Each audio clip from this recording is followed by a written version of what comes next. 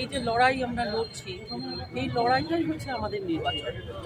নির্বাচন আমাদের কাছে নতুন কিছু নয়, এটা একটা প্ল্যাটফর্ম। নির্বাচন আসে, নির্বাচন যায়। আমি 2019 থেকে এই এলাকায় দক্ষিণ মালদার মানুষের জন্য লড়াই করছি।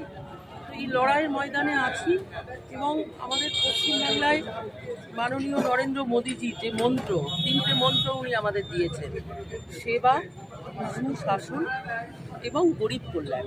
এই 3টে কাজের জন্য আমাদের এই লড়াই। আর এই লড়াইয়ের মধ্যে দিয়ে আমরা মানুষের কাছে পৌঁছানোর চেষ্টা করি, জন আশীর্বাদ নেওয়ার চেষ্টা করি। একজন কর্মী হিসাবে এটাই আমাদের লড়াই।